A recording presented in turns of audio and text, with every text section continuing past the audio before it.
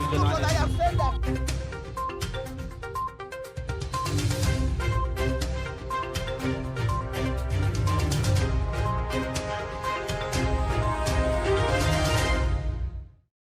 All right, welcome back and thank you for staying with us. If you're just joining us, you're watching Daybreak on Trust TV, and it's now time for the newspaper review.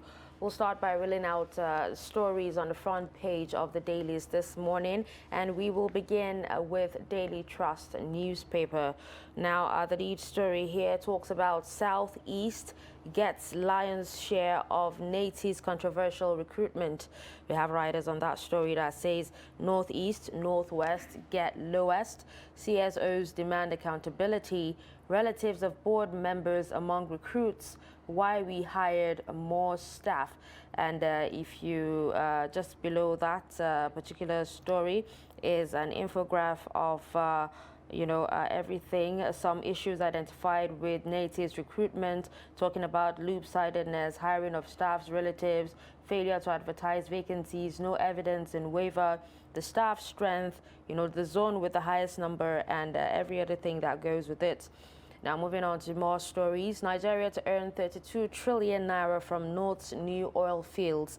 You can find details of that story on page 23. NAF airstrikes kill bandits, destroy camps in Kaduna and Zamfara. We also have Ecuador coast past hapless hosts Qatar in World Cup opener, and the details of that story is on page 39. These are some of the stories you can find on Daily Trust newspaper this morning. Up next is the Punch newspaper, and on the top of the page, pro-Fayemi lawmakers plotting my removal, says Ekiti speaker. Story on page 14. And next to it, stalemate, aggrieved PDP governors weigh options. Story on page 2. Then Nigeria risk food crisis in 2023, says IMF. And then just beside the masthead, how foreigners, middlemen capture Nigerian gas market. So a story on page 42 and 43 of today's Punch newspaper. And then the big story today, NFIU flags 150 trillion transactions. EFCC tracks candidates' spending. And then the story has riders. One says suspicious transactions up by 22.91% amid rising political activities. EFCC intensifies surveillance on APC, PDP, others campaign funds. Banks get fresh EFCC NFIU directives as 2023 polls draw closer. And then, of course, there are some pictorials showing preparations for Christmas. It shows Zenith Bank lights up Victoria Island for Christmas. And just below that, on the bottom of the page, Ohaneze endorses Obi, says it is our turn. Story on page 28. Then government abduct Kwara cleric's son, demand 100 million naira ransom. Lastly, mob lynches transport bus for killing Oyo teenager.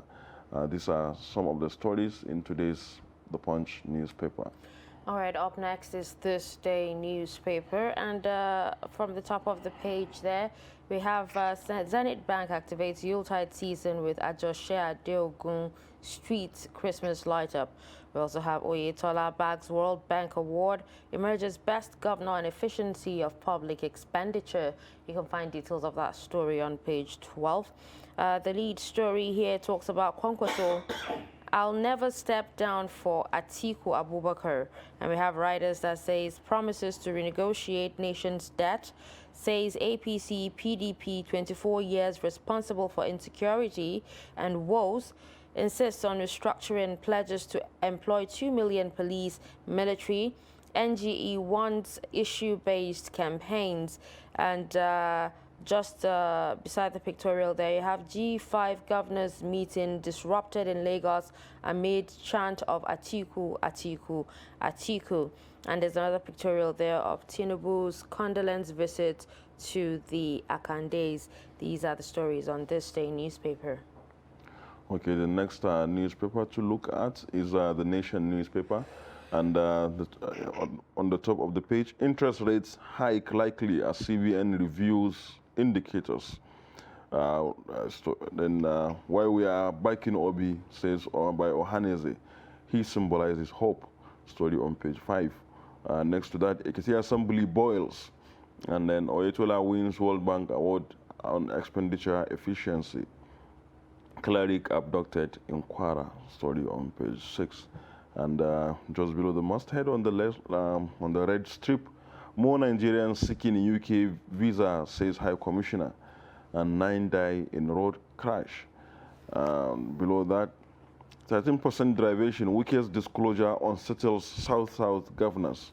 And then the big story today, 2023, G5 governors allies to sustain anti-Atiku moves. And it has bullets. Agreed PDP governors chieftains meet in Lagos.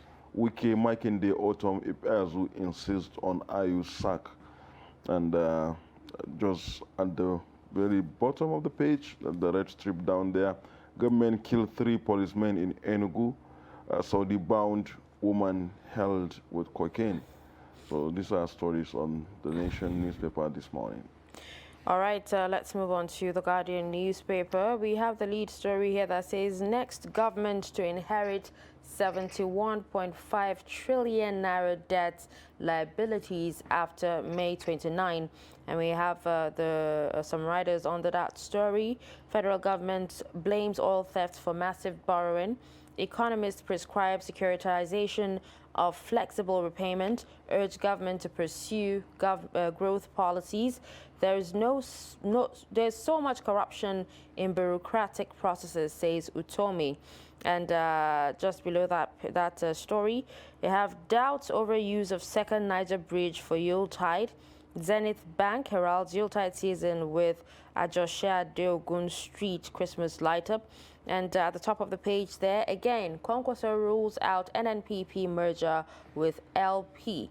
And we have 133 million poor Nigerians. Serap urges Buhari to probe spending on social intervention programs. And these are some of the stories on the Guardian newspaper. Okay, up next is Business Day newspaper, where the lead story says Nigerian stock go from hero to zero, which is the big story on the Business Day this morning. And by the left side, there are some other stories. Weak Naira inflation weigh on rates decision as MPC meets. MPC, that is the Monetary Policy Committee of the Central Bank of Nigeria.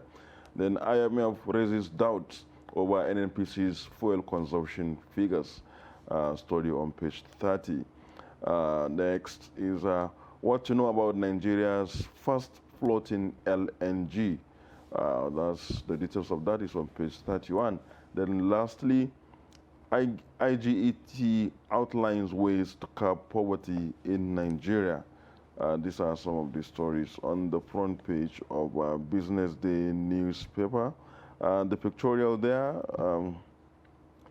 shows Chief Operating Officer Technip Energies Limited, Julius Ryan, Managing Director IOTM LNG, and President JGC and Paul Bille, Vice President Operations KBR, standing behind, and some other chieftains during, when Nigeria's High Commissioner to the UK, Farouk, and then, of course, Farouk Ahmed, CEO, Nigeria's Midstream and Downstream Regulatory Authority, and George Benga Komolape, CEO, Nigeria Upstream Petroleum Regulatory Commission, at the signing of the front-end design agreement for Nigeria's first FLNG in London. So this is some of the details that we have on the Business Day this morning. All right, moving on, it's Daily Sun. We have the lead story that says military gets order to tame terrorists before elections. The writer here says we've been directed to stop criminals and gunmen from disrupting polls, says soldiers. Just beside the nameplate there, why we endorse Peter Obi by Ohaneze. We also have protests as North gets lion's share in NAS new appointments. And then we have hope rises for increased production as Buhari flags off oil exploration in Bauchi, Gombe. Fighter jets kills scores of terrorists in Kaduna. CP orders manhunt for killers of 3 cops on stop and search duty.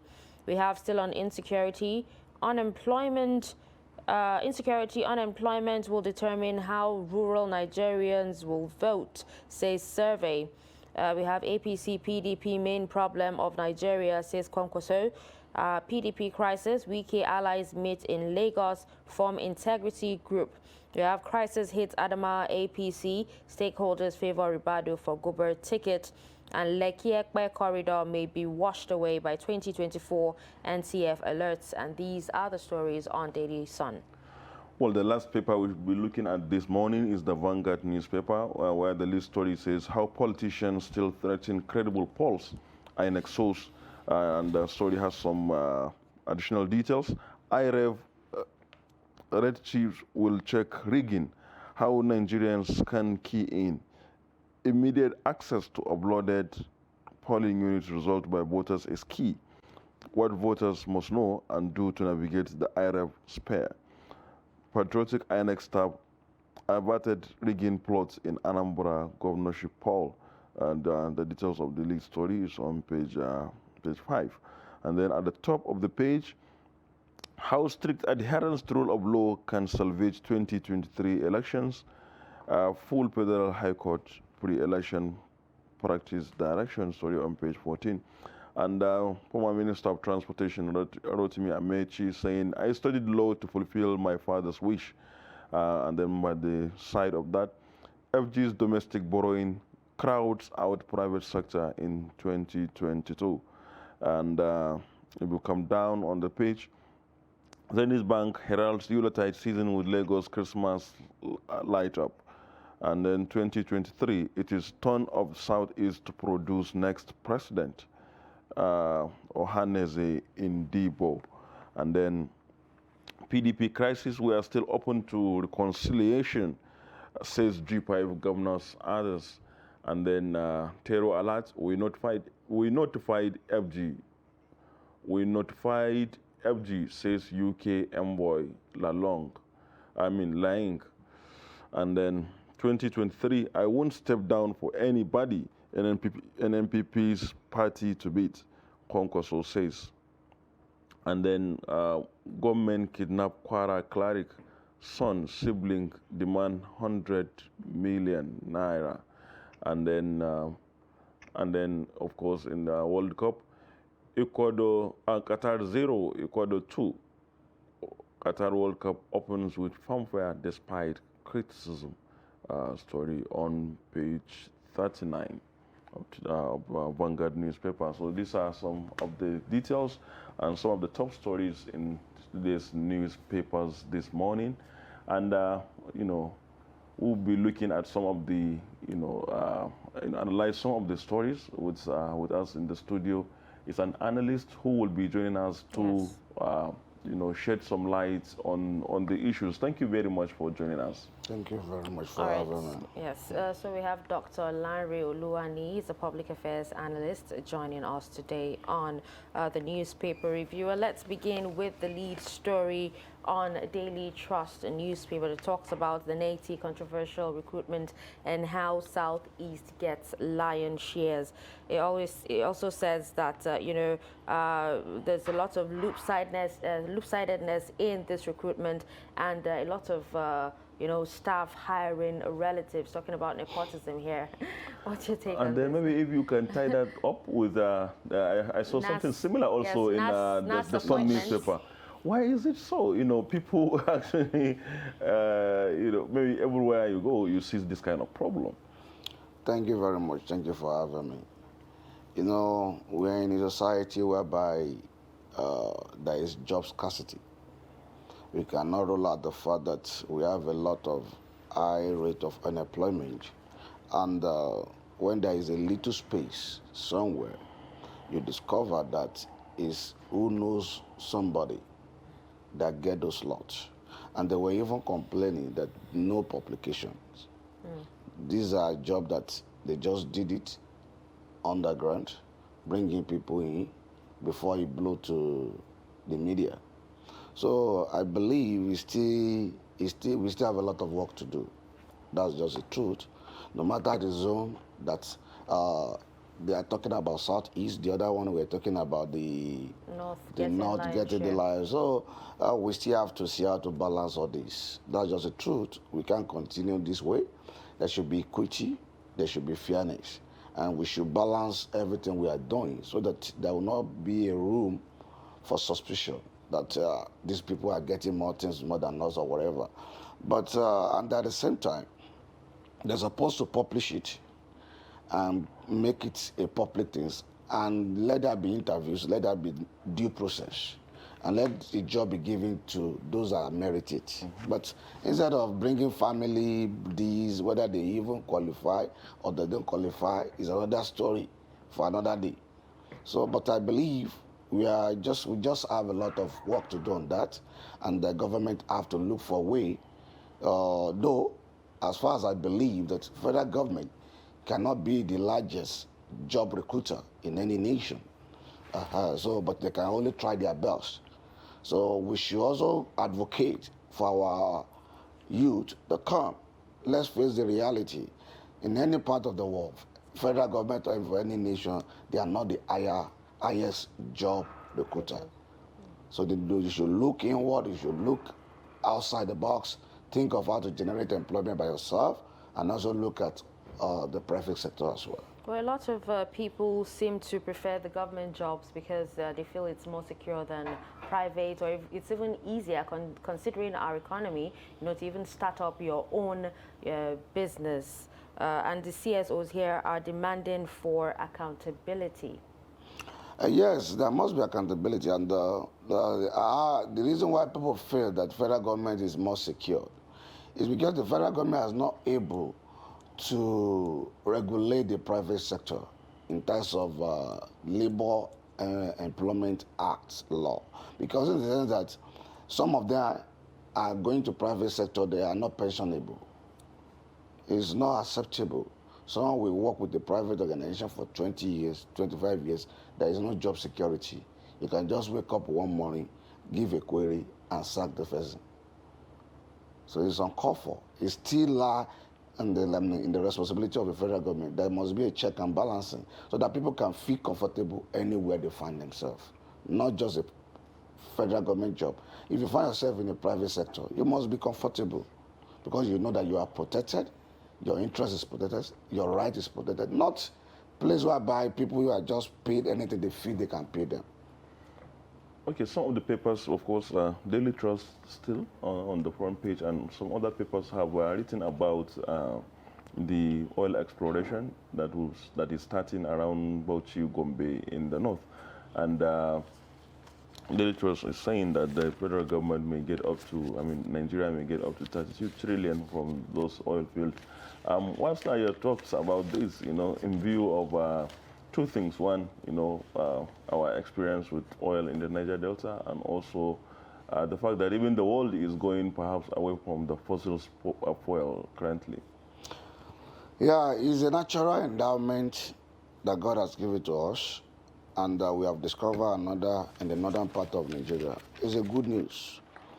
But the Ghanaian government, when they discover oil in their country, they said they don't want to make the mistake that the Nigerian government made.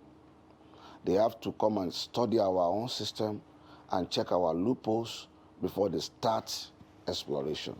So like what you said, when they discover oil in that area, they have to check what are the challenges we are facing in the Niger Delta. What are the issues that make us have a blessing, and at the same time we are complaining. So it's a blessing, but it should not become a curse at the end of the day. So they should look inward and have a proper review before exploration, not just rush into exploration. All right, well, let's move on to page 3 on Daily Trust newspaper that talks about TRCN conducting, that's Teachers Registration Council of Nigeria, conducting qualifying exams for 11,629 teachers nationwide. Now, we know it's one thing, for teachers to be employed, and it's another thing for them to, be qualified. So do you think with these exams, it will up the ante of our educational sector? Normally, there is a program called Train the Trainers. You can't just be a teacher and there will not be a sense of upgrading all the time. So I believe when the former governor of Edo State was the governor of Edo State, that's the way he used to do it. He just called them for exam. They are come and write. And he discovers that some of the teachers could not even, they're not up to the standard. So I believe it's a good direction, it's a good thing to do. It's going to improve our educational system for real. That's a truth. Well, the Guardian newspaper says next government to inherit 71.5 trillion debts and liabilities after May 29. We are already been talking about budget deficits, and all that. Even the 2023 budget is being funded largely from borrowing and all that. So, what do you think? The next government coming to inherit this kind of, debts? Yeah, so far so good. We are aware of it that we are borrowing a lot for the last couple of years to sustain our budget, which is not literally good for our economy.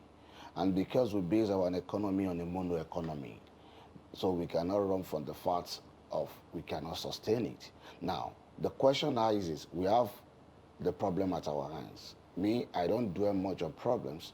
I talk more of solutions. So what's the way out What now? is the solution ahead of us?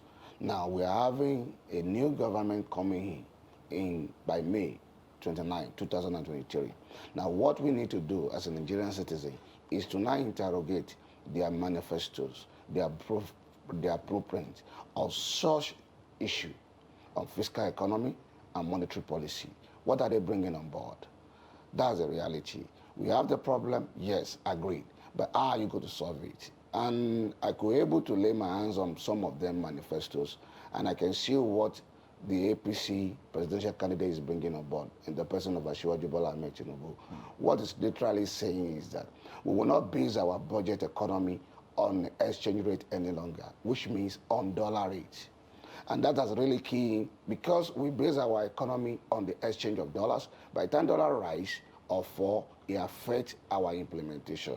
So, and when we are able to base our economy on our naira and expand the IGR, the revenue of the federal government, we have a problem of revenue. There is no doubt about that. We can't be working, we can't be generating money on a one particular product alone, and you expect us to be growing as a nation at this. There will be a time that we are going to get stopped, and we are getting closer to that time. So the best thing is, any government coming in, like Asiwaju said, you must think outside the box. You must change, we must increase our revenue, think outside the box, check what to do, other things to do, other things to produce, other things to harness within our country, and we move forward. So the debt is there, but we must see out. We can't continue acquiring debt over and over and over. It's not done. So I believe so far so good.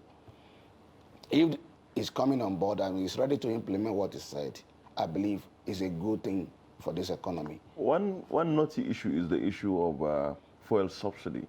Of course, I think maybe most of the candidates, including the person you mentioned, has also indicated his intention to withdraw the fuel subsidy.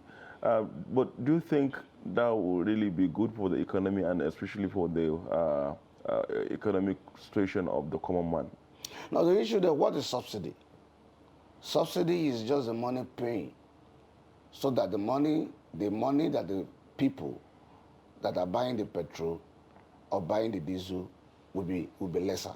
Federal government is paying part of the money, which is almost close to 6 trillion as we are talking right now. And to pay that money, they have to borrow and they have to source for money elsewhere so that the common man will not feel the heat. Now, and as Asiwaju Bola Ahmed said, we are going to stop subsidy. And when we stop subsidy, and the best way they can do it, before you stop subsidy, you have to make your refinery, either you get more refineries, or you get the one that you have working. If the one you have cannot work up to a maximum performance, let's get us a new refinery, which I believe they have their way. Sorry to have to cut you short there, but let's quickly go back to the crime and city and crime page on Daily Trust newspaper. We have a story here that says, I killed my mother-in-law, 1 other to cover up my sex affair, says suspect. We have the APC chairman dies in FCT. A mentally ill man lynched in Suleja over child theft. 2 nabbed for attempting to dupe a woman of 0.6 million naira. Police arrest chemists for selling expired drugs. We have NSCDC nabbed 75-year-old man over rape of a grandniece, 6 years in Jigawa State. We also have Saudi-bound widow nabbed with cocaine. NDLEA uncovers hemp ecstasy tabs in yam tubers. 9 killed, 3 rescued as car plunged into Kano Dam, and woman locked up by hubby for months without food dies. And what do you think about the surge in crime in the country today? Recently. Yeah, I always said it. There will always be one crime or the other. We need to increase our police system. Now, the majority of this issue lies with the law enforcement agents. How you secure our environment and how you handle most of these cases is very important. Because some of them, if you are not able to get justice, they feel bad. So what's important most is that if there is any crime being committed, let there be justice. You can't rule out crime anywhere in the world. I always say it. There are crimes, and that is where we have police everywhere in every country. So their responsibility is to secure the life and property of our citizens and reduce and curb crime. Before it happens, let there be a measure to stop it. Okay, that's an interesting one. And talking of crimes, lately, still reported by Daily Trust, now airstrikes kill bandits, destroy camps in Kaduna and Zamfara. There have been some stories recently coming out from Borno, from the Northwest, regarding this. What's your thoughts about this upscaling of military activities in recent past? Is it anything to do with the elections coming or something? No, it's a good news. You discover for the last 2 months, you only can see on our front page of newspaper, 7 killed, 10 kidnaps also place. That has radically reduced to a minimum level. So they have worked on themselves. It's a security issue. It's not something to be disclosed, but we can only encourage them and give kudos to them. It's a good job. Okay, now let's go politics. The G5 governors. Is that what you're also thinking of? Yes, exactly. The G5 governors, and allies sustain the anti-Atiku moves, saying they will not campaign for Atiku until all their demands are met. Recently we actually thought they'd called in a truce. Yeah. Yes, and everything has been sorted out, but we're hearing this again. The issue there is there are more things to this issue than what we are saying.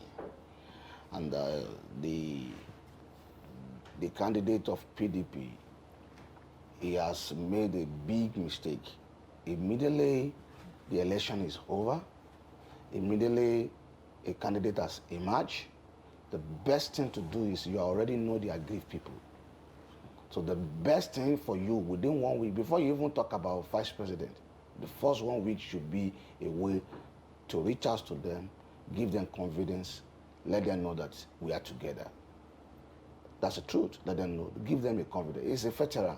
So everybody expects him to know more than this. That's why you can say that people are not really expecting something like that to come from his camp. Because see, you are experienced politicians, so you should know what will happen. Definitely you contest with people, you step on people's toes. And when that is over, they have issue of their vice presidential candidate issue. They could not even handle that one as well. Set up a committee, I need this name, you know the stuff. At the end of the day, another thing came up from there. They finished that one. You are constituting your PPC, Presidential Campaign Council. You are also not balancing it in a way that, okay, who will be my DG, who will be... So all these things just coming up after. So those things were the issue that pile up in the heart of all this G5. That's the truth. From presidential primary to vice presidential issue to inauguration of presidential campaign committee. So They now come up and they now look for a loophole, which I don't blame them. That we want equity, we want fairness, and we want justice. Let Mr. Ayu go according to our constitution. Another man cannot be a candidate of a party and another man be the chairman of the party. So they use that as a bait. And at the same time, it's not too rigid. Only what you just need to do as a leader is still call them. Try to see how you can put a confidence. Because they feel sidelined. They feel betrayed, which is part of politics. But what you just need to do is to restore their confidence. That you are what we are together. So there is not enough conversation, you mean? That is not enough. That's not enough. There are a lot of But some say, players. These guys are just all out to wreck the boat of the PDP, and even if Ayu is removed, they will not be satisfied. No. How can you put down a house that you built? It's easy. You think they are happy doing what they are doing? If they are happy doing what they are doing, they won't be saying it all the time that they are open for reconciliation. They spend a lot to build the party. So, okay, so now maybe before we wrap up, there is the presidential candidate of the NNPP saying that he will not step down for anybody. Of course, this day newspaper specifically said, I will not step down for Atiku Abubakar. But of course, other people say he will not step down for anybody. Now, how are these two presidential candidates, especially the NNPP and Labour Party, going to affect the 2023 election? The issue there is that everybody have a right to contest, and every politician will tell you you will win election. There is no any politician you meet today that will not tell you will not win the presidency. But the facts and figures are there, what it takes to win a presidential election in Nigeria. We all know that constitutionally. Now, they will affect the voting pattern, which you all know, because like someone like Peter Obi is the one that will cover a lot of southeastern, even south-south. And that is a stronghold of PDP since 1999.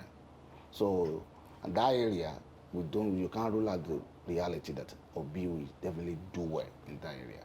So come to the other region, I cannot boast of that, which is the reality. The same thing about Kwankwaso. Kwankwaso will do well within the Kano metropolis, Jigawa, Sokoto, up to Zamfara. So it will do well. That's the truth. Okay. But yeah, the other part of the country, I don't believe to. All right. Thank you so much for joining us on the newspaper review this morning on Daybreak to analyze some of these stories with us. Thank you very much. All right, so that was Dr. Larry Oluwani, a public affairs analyst. And with this, we'll take a breather. When we return at the top of the hour, the show continues. Stick around. But in a situation where you find that they look like the same, not necessarily tribal or regional. because I have said that